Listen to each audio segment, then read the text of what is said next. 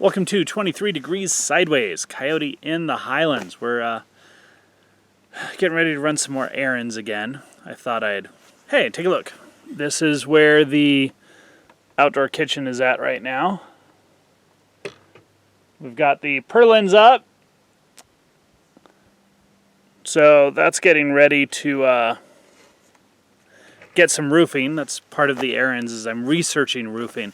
It's very difficult in this location at this time to find used, discarded, recycled materials. It's just not going to happen.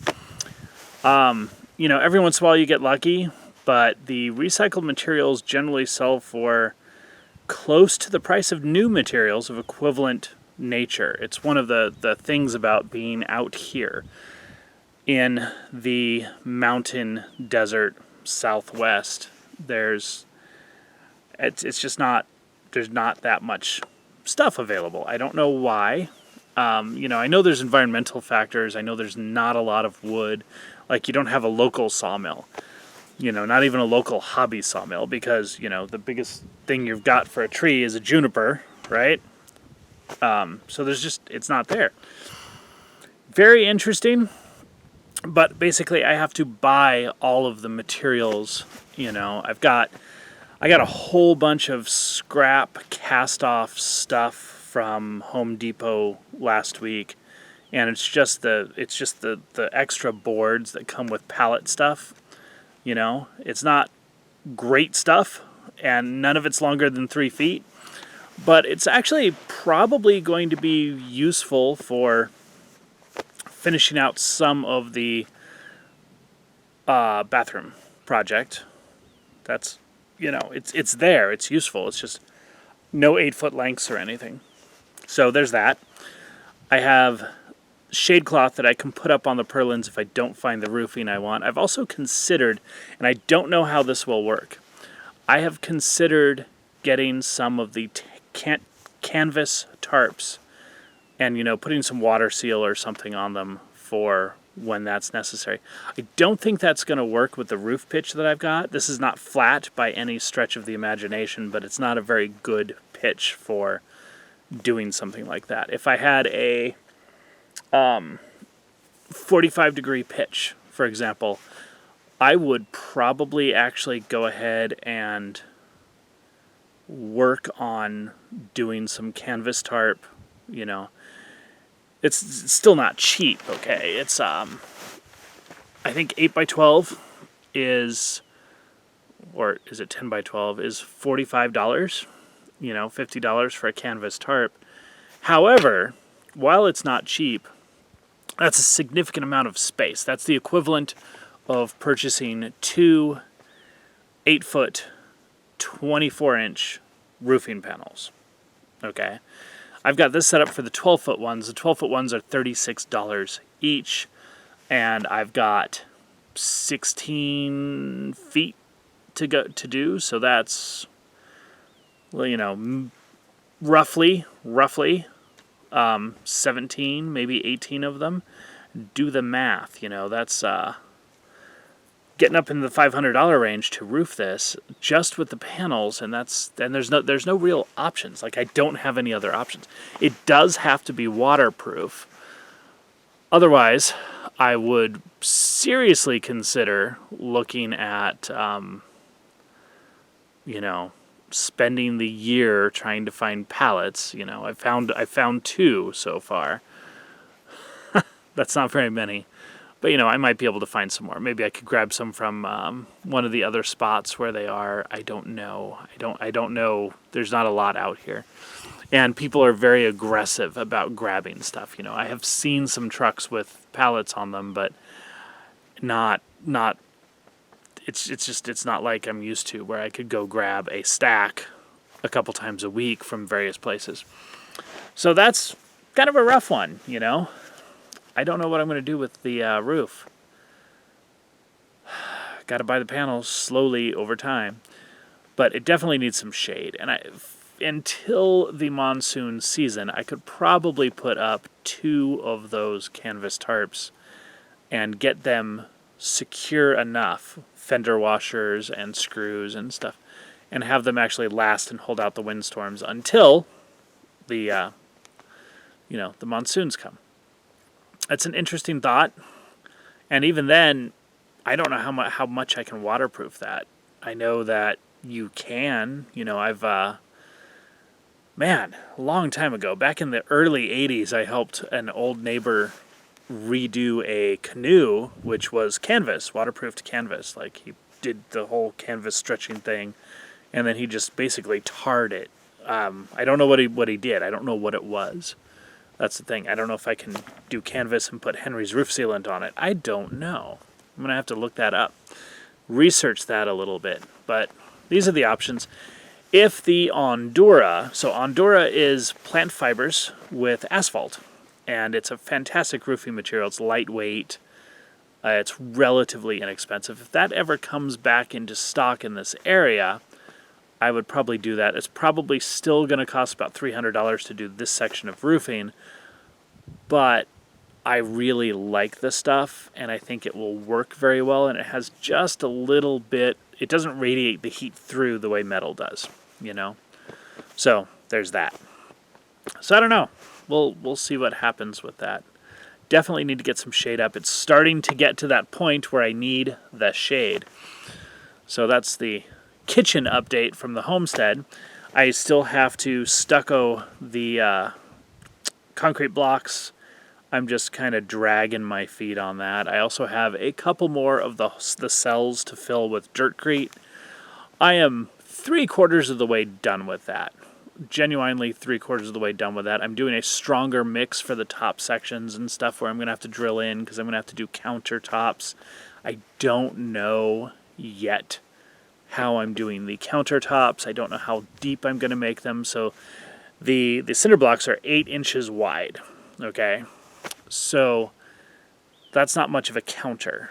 If you were to turn one sideways, that would be 16 inches. If you were to mortar it in place that way, if I had been able to do that with this whole structure, then that would actually probably hold up a pretty decent countertop. But I didn't do that, so I don't have that option. So I'm probably going to be using L brackets of some sort or a concrete board. I haven't thought about the concrete board in depth yet. It's vaguely possible. It's kind of expensive for what I'm doing. I've also thought about just making sure that all the tops of the cells, the last 10 inches, overlapping, which I've been doing, is filled with good heavy cement concrete mix. And with that, I could just take wooden tables from thrift stores kind of thing and just concrete screws and screw it on and just make it work. That is a possibility that I am considering. The other option is to do wood, like make a decent wood shelf countertop and then tile it, and that would look beautiful. I don't know how the work level is going to be. I don't know how the wood's going to survive. I don't know much what I'm doing with that. That's probably where we get back into concrete board and framing it, supporting it with some wood so that it doesn't shatter at the edges. So that's what's going on there. I have to level the ground out more and start laying flagstone at some point in time. But of course, with the windstorms being fairly continuous, I also need to get something set up, either a good foundation for the yurt over in this area, or I need to start building, actually start building. I'm filling some earth bags, but I haven't gotten a lot done yet. Actually start building a different structure, another roundhouse, something that just like the yurt, but over here and with earth bag walls.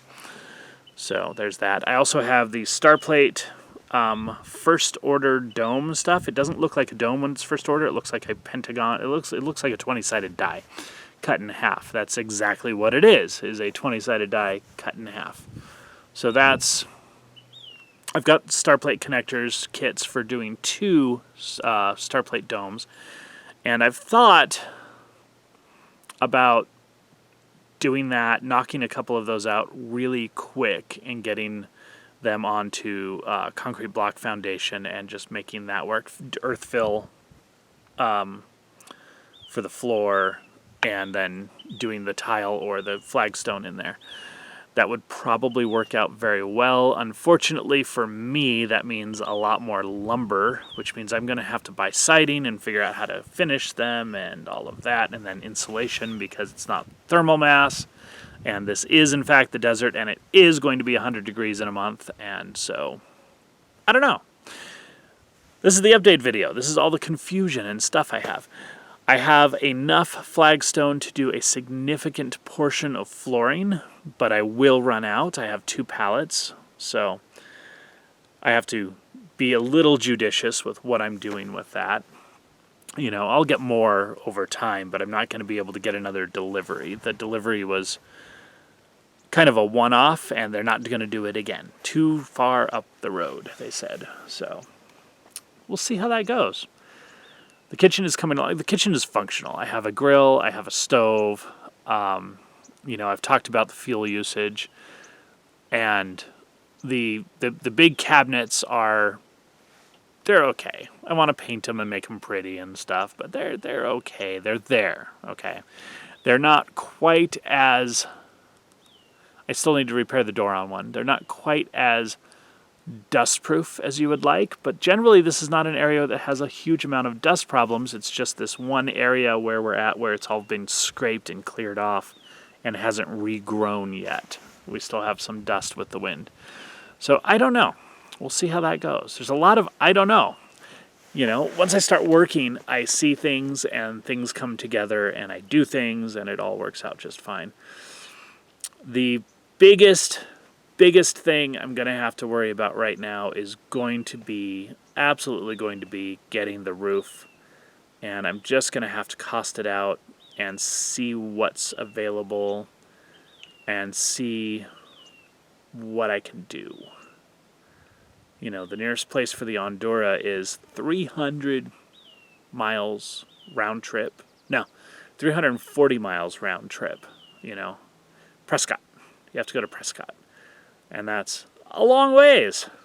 There's no savings in that once you get done with the truck and the gas. So I'm left with the foamed polycarbonate, which has enough R value that it doesn't just radiate the heat down the way that the sheet metal would, or sheet metal, which is durable, relatively speaking, but hot. So these are the questions you have, you know. I don't have a double roof going on here. Maybe I'll do some canvas tarp. Maybe I'll do a video on that. We'll take a look. Stay sideways.